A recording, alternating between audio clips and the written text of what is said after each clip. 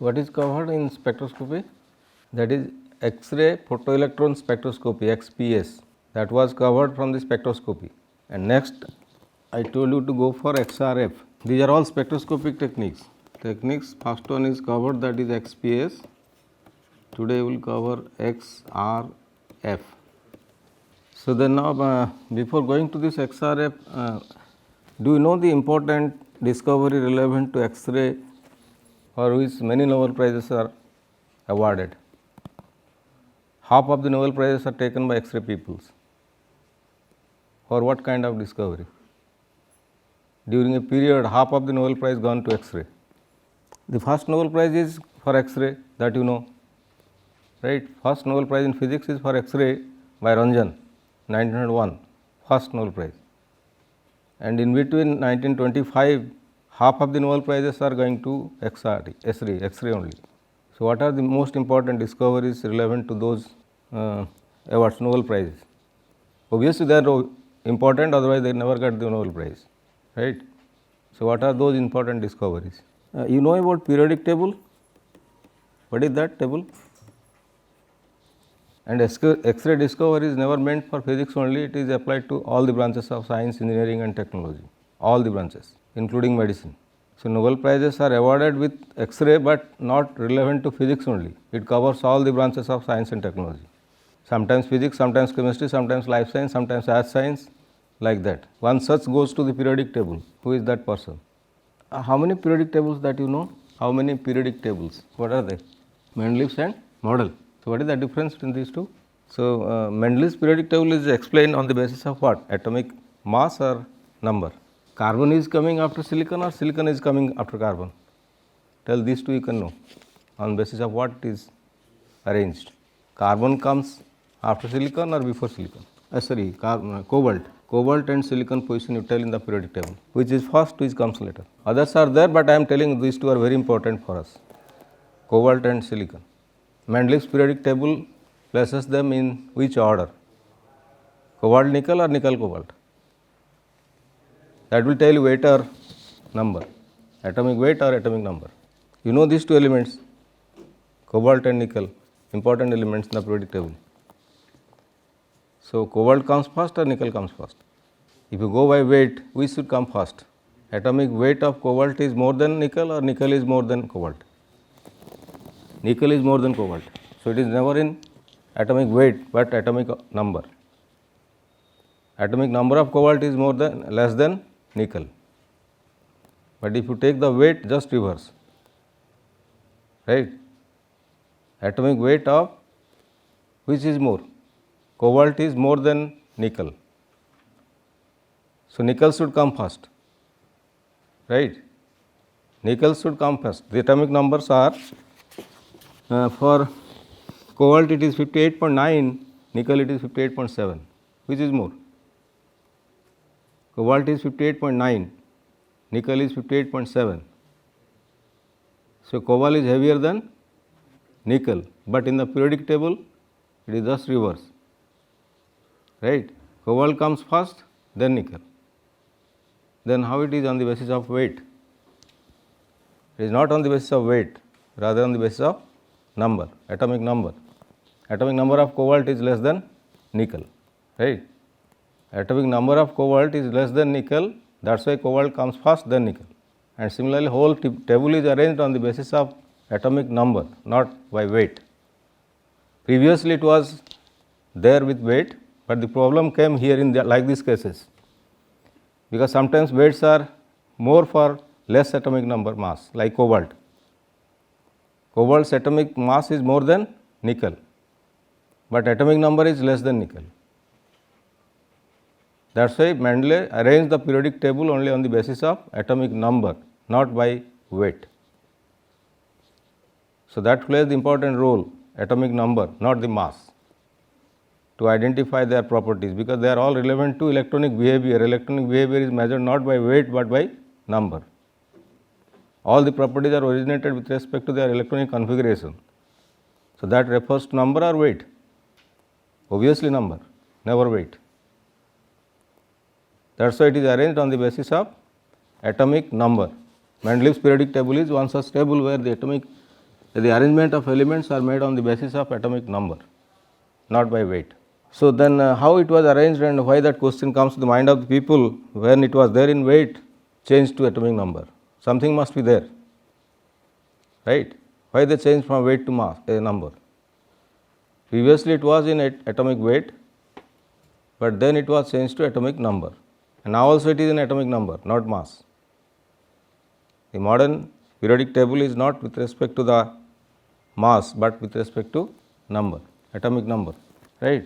Because you see, first comes hydrogen, then which one? Helium. So, what does it mean?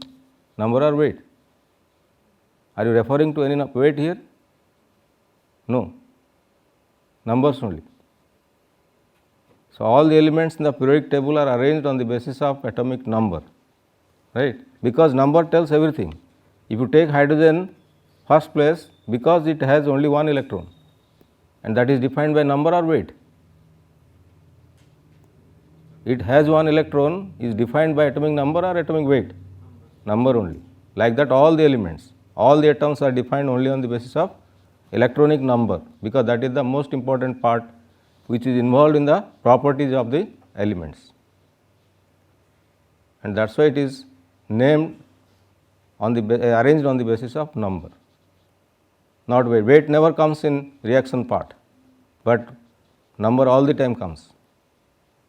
Whenever one element is reacting with another, which comes to the picture? Number or weight? Number. Bonding, funding, whatever you may think, everything comes after the number only, not weight. That is why it was arranged on the basis of number, right? But who explained that thing that it is relevant to number, or the important properties are relevant to number, not the weight? That is why it is changed or modified.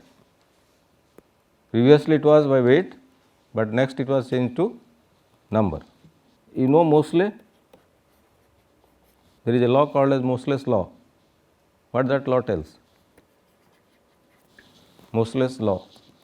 Moseley's law tells if you plot a graph, it is z or z minus 1 sometimes versus the frequency, square root of frequency of the radiation that comes out during X-ray production from different elements. Because elements are giving X-ray, right? Atoms are giving X-ray. So, that he told, and he plotted the graph, and the graph goes like this. If it is for k alpha line, then what does it mean? Square root of frequency of the radiation comes out is proportional to z minus 1. That is the Moseley's law, right? Square root is not square. If you take nu, then z minus 1 square, but if it is square root, then it is z minus 1. So, this is the Moseley's law discovered by Moseley at that time with X-rays only. This is for K series. Similarly, if you take any series, same thing will happen, all the time it is straight line. So, what does it mean then? The square root of the frequency of the radiation is proportional to z minus 1, right?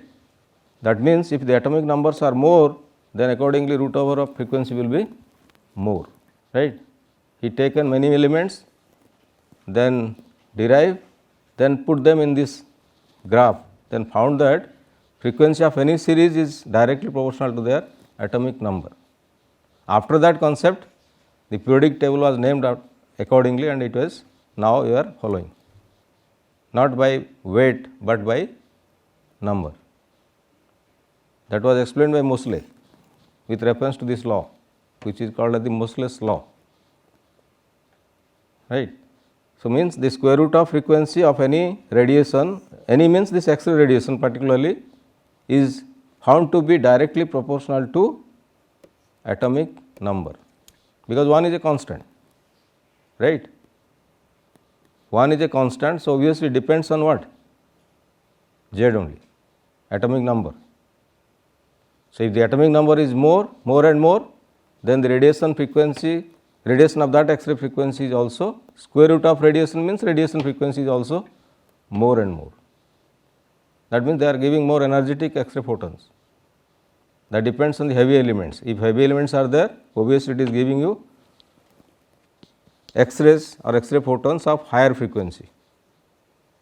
Higher frequency means energy is more, photons are energetic. So, the energetic X-ray photon for a series comes from which elements? Heavy or light? That you know, it can never start from hydrogen. Hydrogen is not giving X-ray. That is why it starts from somewhere here, not from 0 or 1, because light elements never give you X-ray. The target materials are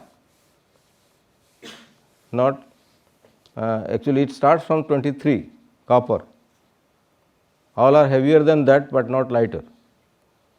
So, if you take the series for those targets, then it is found that they follow this law. Square root of the frequency of radiation of any series, may it be K series, L series, M series, is all the time proportional to the atomic number, right. So, that on the basis of that only the periodic table was arranged with number, not by weight, because they know now the importance of the number.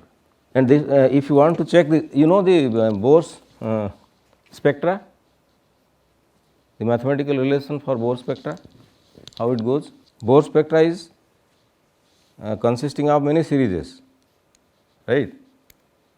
What are the series? Lehman, Paschen, Brackett, Pfund and Lehman, Balmer, Paschen, Pfund and Brackett, right. 5 series are there.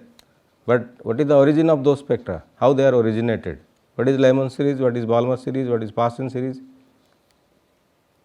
What is Pfund and what is Brackett? All are relevant to hydrogen atom, right? All are relevant to hydrogen atom. So, then how that comes out? What is the basic relation that you know? In terms of frequency, if you write, what is the frequency of a line in hydrogen spectra? Rydberg constant, that you know? Then divide by n1 square minus n2 square. n1 is less than n2,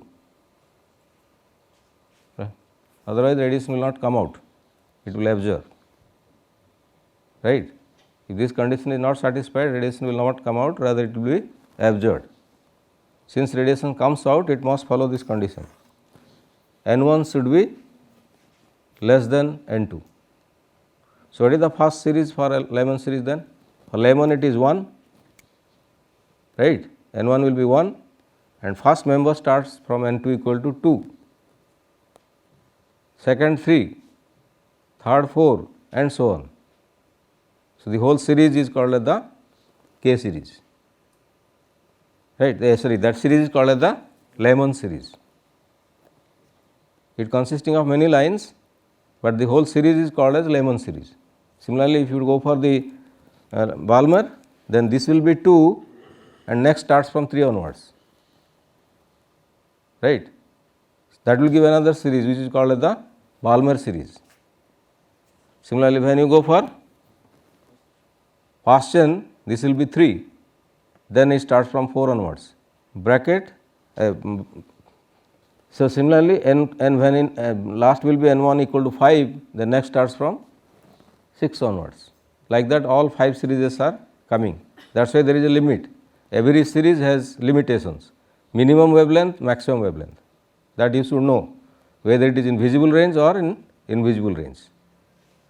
All series are in which range of the electromagnetic spectra, sometimes partly visible, partly invisible, sometimes totally invisible, right. So, the series are in whole electromagnetic spectra, but partly sometimes visible and partly invisible, some of the series. So, that is why you should know the limitation. What is the limit for Lehman series, Balmer series, Paschen series, Brackett series, Pfund series?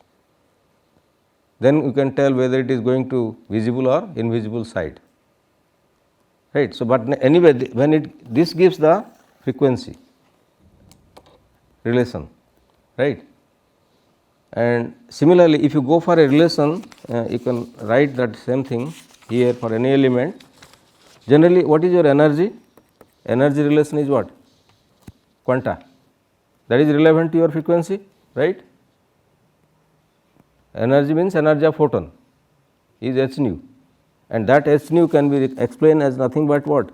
If you take 2, then E2 minus E1, second to first, second level to first level, right. So, then accordingly, how can you write? This obviously this has energy more than this or less than this difference of energy. E2 is more or less, because if you take the nucleus, then first, second, third up to infinity, then which is having more binding energy? First is having more binding energy or second? Binding energy of first electron is more or second? First electron is more and second is less. So, then this will be negative or positive?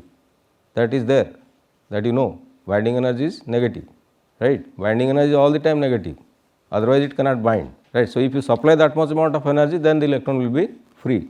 That is the meaning of binding energy. So, all the binding energy, suppose for example, first orbit is how much? Minus 13.6 electron volt. What does it mean? If you supply that much amount of energy, then only that electron will be free. That is the binding energy of the electron in the first orbit. Similarly, next one if you go minus 4.4 electron volt. So, then which is more? Minus 4.4 is more or minus 13.6 is more? Minus 4.4 is more than, obviously, because negative is there.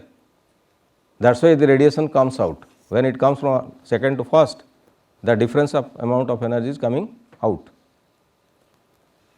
as the radiation or quanta. So, that quanta is given by this h nu, and hence the frequency will come there. So, what the ultimate relation tells, it is about m e, then q e square, then q z square divided by 8 h square epsilon 0 square, then 1 by n f square minus 1 by n I square.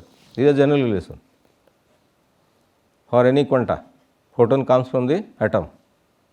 F is final and I is initial.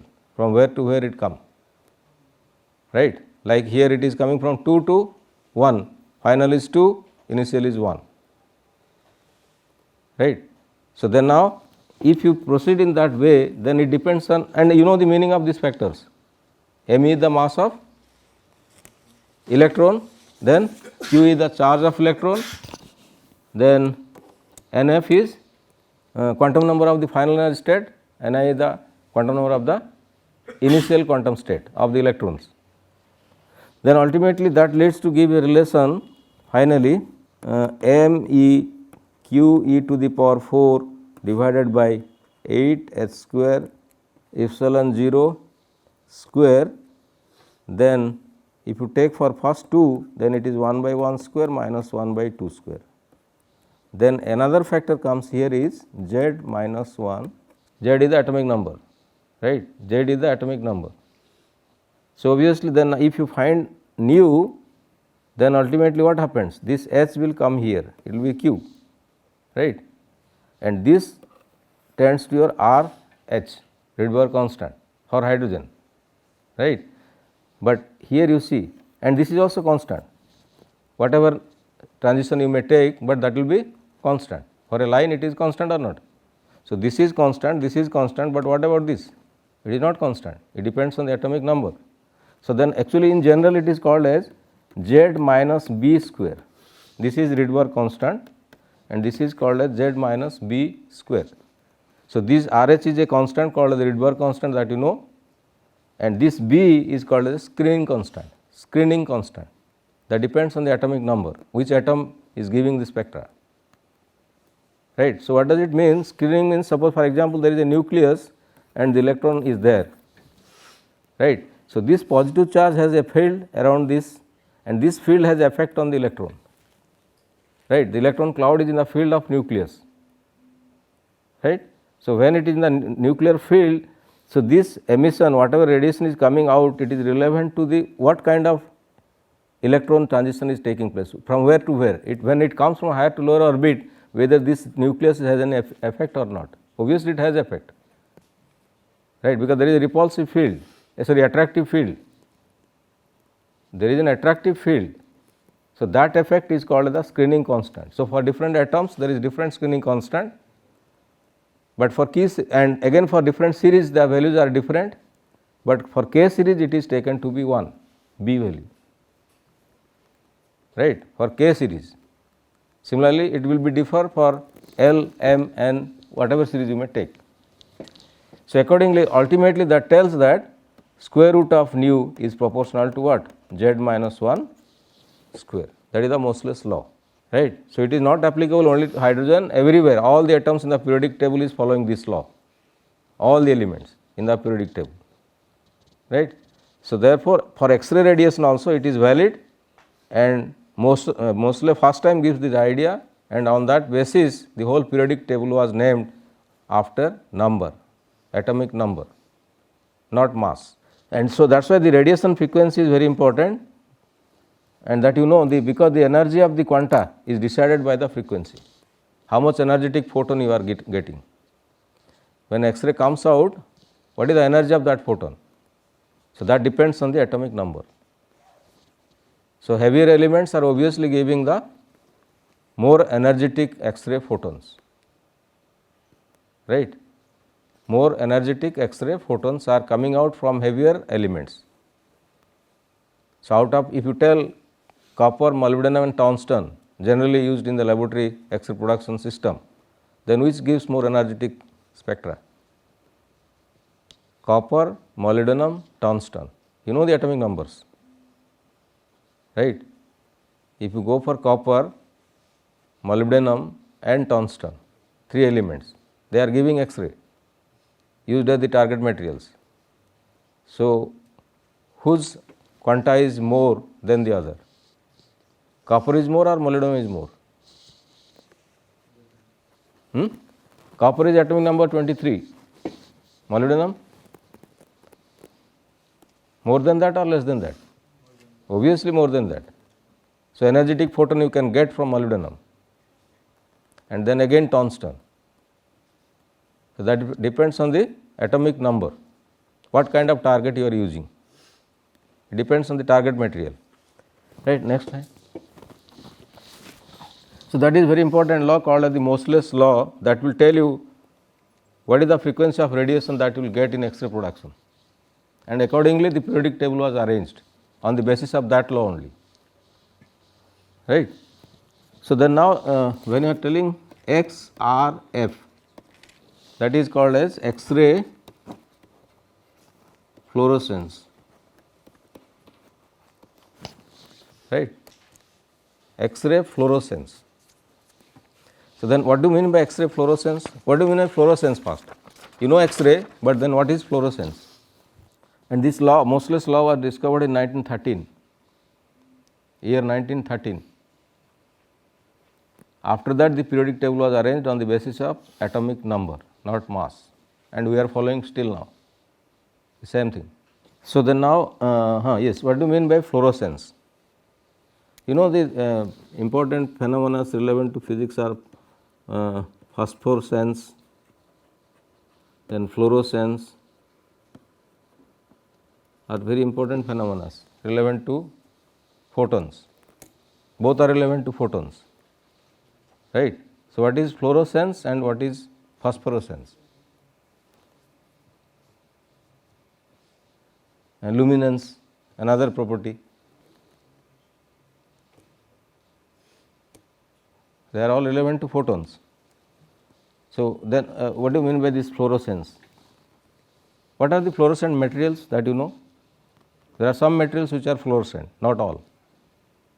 All materials are not fluorescent, all elements are not fluorescent, few elements are fluorescent. Then what is that? Why you call them as fluorescent material? If you take X-ray, X-ray is visible or invisible? It is invisible photon, right. But if you take it and bombard it with zinc sulphide target, if the X-ray photon will go and bombard with zinc sulphide target, then it will emit green light, right.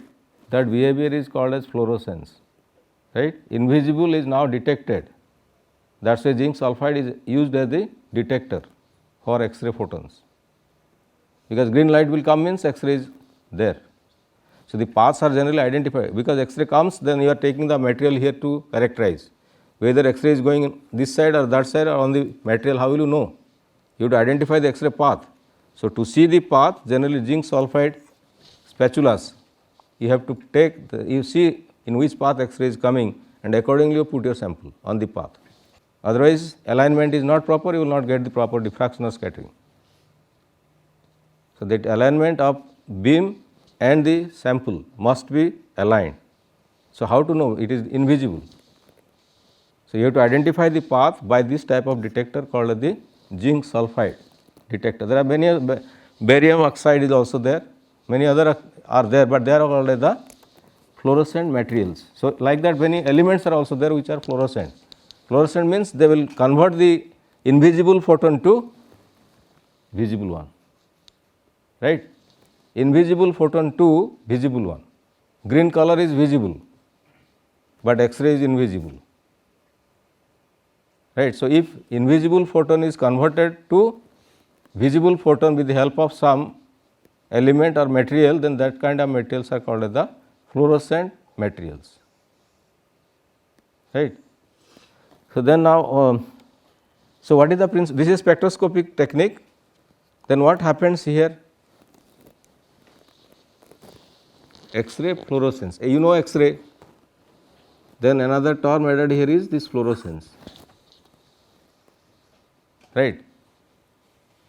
That means the same thing what we are discussing, right. It should fluorescent with some elements. So, ultimately you can identify that element which gives the visible light or not. Suppose X-ray photon comes and it interacts with an element, right. It interacts with some element. So, when it interacts, there is electronic transition taking place within the atom, and the X radiation comes out, the photon comes out. You have to know whether this photon is visible or invisible. If visible, fluorescence, right. This is invisible photon, that is X-ray, but after interacting with these atoms or element, it will radiate the photon again, but that photon is not invisible, rather it is visible. Then this material or the element is a fluorescent element, and that property is relevant to this characterization called as the X-ray fluorescence, right.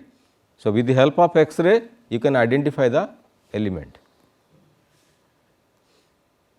right.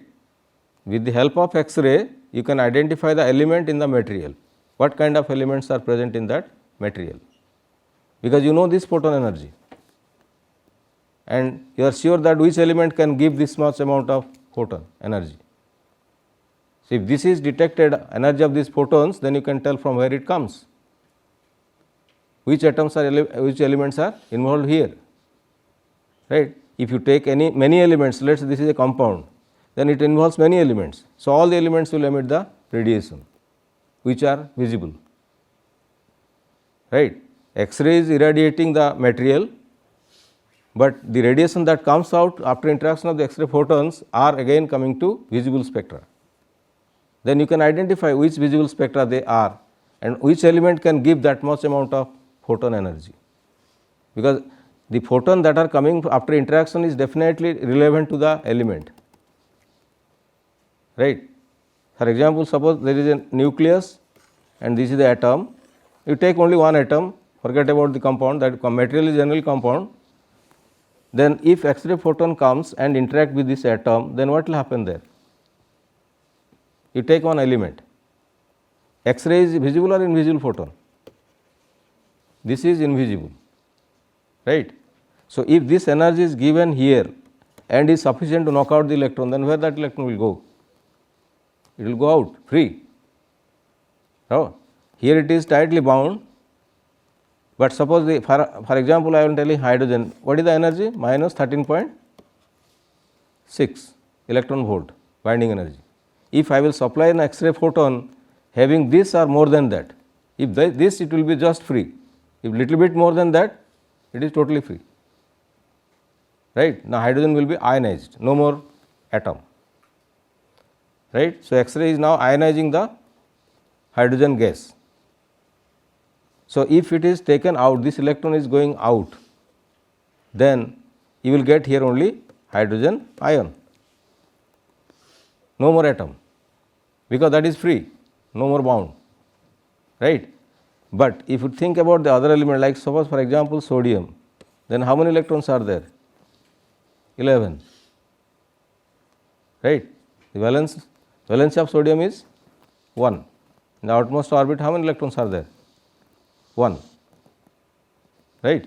So, like that the electronic configuration will be how much? 2, then 6, then 3, right. KLM, SRE 281, right, 281, that is why valence is 1, right. So, now if you take this is the second, this is the first, second, then third, then here there are 2, here there are 8, and here there is only 1, and this is the valence electron. How it will bind, that depends on the outermost valence electron with other elements. Like sodium chloride, if you take, it is binding with chlorine. Chlorine is having how many electron number? What is the configuration of chlorine? Atomic number is how much? 17. Then 2, 8, then 7. So, obviously, it needs 1 in order to go for stability. Stability means 8, right. It needs 1, and if that will give 1, then ultimately both are stable, that is 8, that is 8, nearest inert gas structure, they are more stable, right. So, this electron comes and bind with this electron, that is the bond, right. That is the bond that is called as the electrovalent bond, sodium chloride, right. So, now this donates, sodium donates, and it accepts, and that the bond is created, which is called as the electrovalent bond, which is very strong, because that is electrostatic force between the two ions, right. So, this like that. So, the 7 plus 1 will be now 8. So, outermost structure is stabilized, it needs 8, satisfied. Here also if 1 will go, next will be what? 8, that also stabilized. So, sodium chloride is stabilized, but by what? By that bonding. These two electrons are binding with each other, sodium and chlorine ions, that is called the electrovalent bond between two ions, sodium ion and chlorine ion, right. So, now if suppose for example, this X-ray photon will come and interact with sodium, like for example, hydrogen you cannot get X-ray, that I told, because it has only 1 electron, right. But if you go for heavier element, let us say this electron is coming from there is a vacancy, then what will happen? No doubt it will convert it to a ion, sodium ion, but for stability this place has to be filled up by other electrons, right. This place has to be filled by other electrons. So, when the electron will come from higher orbit by transition rule, then what will come out? What will come out here? Photons will come out or not? Photons will come out, that depends on the energy levels of sodium, right. How much amount of energy will come out, that depends on what? What are the energy levels for sodium? So, if you know the energy of this, then you can identify that the sodium is there or not, because sodium whatever photon energy it will give, it will never go for chlorine or never go for any other element, never go for any other element, it is only for sodium, right. So, if you can detect that photon, how much energy it has, then you can identify what kind of element is giving that photon. So, elements are detected, right. That is the principle for XRF. You have to identify the elements in the material, what kind of elements are involved in that material. So, like that if sodium chloride is there, sodium will give, chlorine will also give, but the photons are different or same?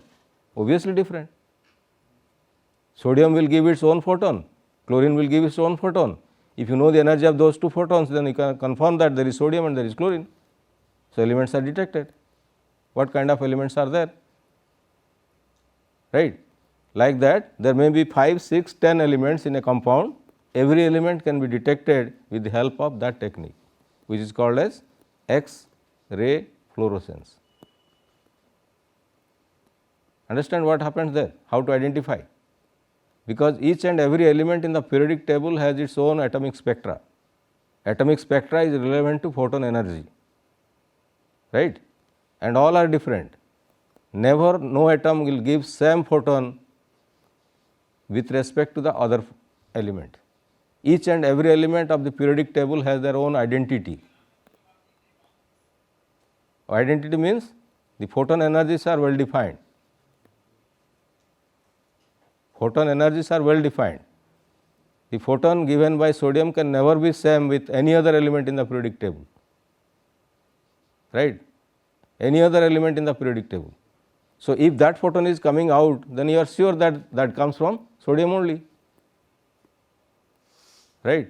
Similarly, if there is aluminum, aluminum has its own identity, how much photon energy it can give. If that photon energy is coming out, obviously you are knowing that aluminum is there.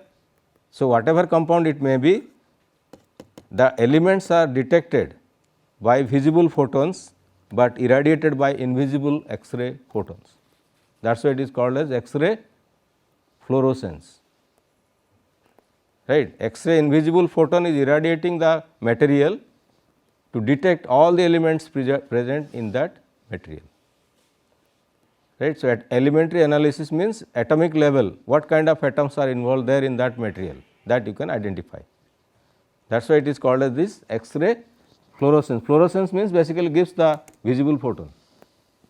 X-ray is invisible photon, but after interacting with the elements, it gives the visible photon, and that will identify to tell what kind of elements are there in that material, right. What kind of elements are there in that material can be identified out of this visible spectra.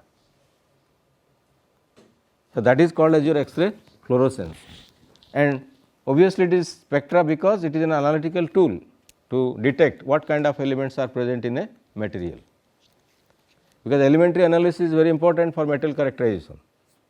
You should have to know first what kind of elements are involved in that material.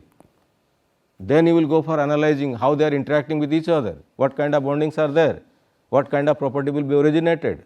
First you have to identify the elements in a material, what kind of elements are there. So, this is one such technique by which you can identify the elements present in the material, right. So, similarly, what other techniques are identifying the elements? This is one of the important technique. Generally, if you go to steel plant, they have a XRF unit, right. They have a XRF unit. Why they kept it? Because they have to know how much percentage of which element is going to the steel, whether it is good or bad, right. How much percentage of which element goes to the steel that is produced from the steel plant, and depending on that they will characterize whether it is good quality steel or bad quality steel. If the elementary percentage will differ, the quality of steel will differ, but how they know it? They have to go for XRF scan, right. When the material is coming from the final product is coming out, they have to see it by XRF scanning to identify whether the percentage of all elements present in a steel is in proper ratio or not. If not, then that is not acceptable to go to the market. They will never leave it to the market, because the quality is never good. Quality depends on the percentage. If there is a little bit of percentage variation, then the quality will gone.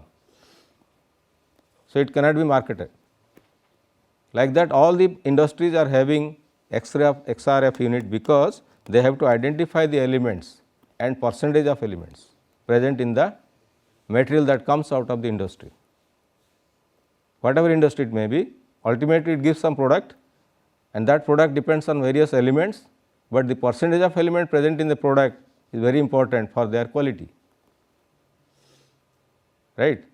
Quality means percentage of elements present in that material, may it be steel, may it be aluminum, may it be textile, may it be any industry. All the industries are producing material in that way only. and they have to identify the percentage of each and every element present in that product. That is why it is very important technique to characterize the materials at elementary level, right. So, this is the important principle by which you can identify the.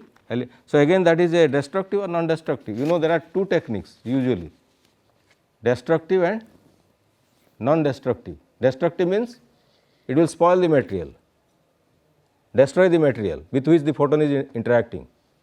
So, whether this technique is spoiling the material or it will not change in state of the material.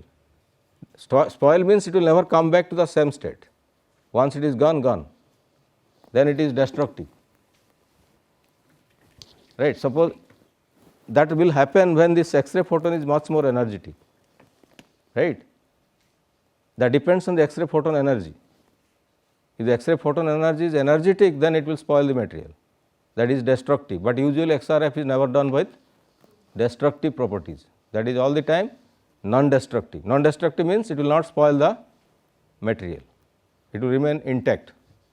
So, without spoiling the material or material elements, it can identify what kind of elements are there and with what percentage,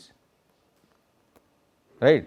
What kind of elements are there and with what percentage, both can be analyzed from XRF, X-ray fluorescence, and it is a very common technique used in almost all the industries, including steel, aluminum, whatever industry, may it be metallurgical industry, textile industry, medical industry, everywhere you will get that unit called as the XRF, because it is the most important part of characterizing any material, whatever it may be, right. So, if you want to know the chemical composition of any material, then one has to go for this XRF technique.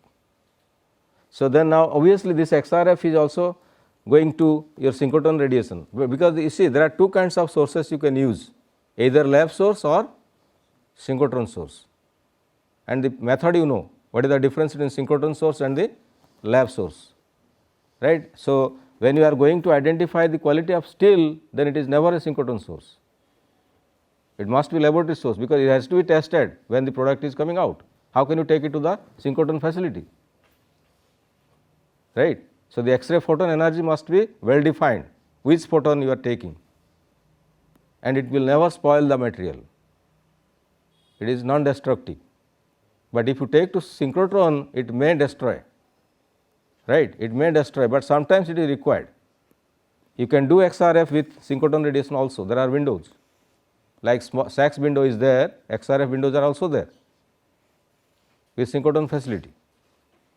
So, that depends what kind of material are going to characterize. If it is required, then you can go for the synchrotron radiation, which are much more energetic photons. Synchrotron radiation is giving much more energetic photons.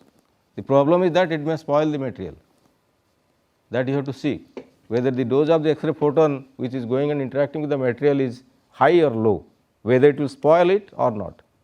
If it is not spoiling, better to go, if spoiling, do not go, because energy is known to you, right. Energy of the photon comes from the synchrotron radiation is well known. So, whether that energy will spoil the material or not, that you have to check first before going to experiment. So, these are the techniques by which you can identify the element in a material, that is why it is a characterizing technique, X-ray characterizing technique for materials, right. So, you know the what are the limitations, that is another important thing. What are the limitations? Because you should know the limitation also, otherwise you will be in trouble. Like for example, you should know the X-ray energy, photon energy, right. You should have to know first what is the photon energy that you are using for XRF, otherwise what will happen? It will destroy the material, you cannot properly characterize that.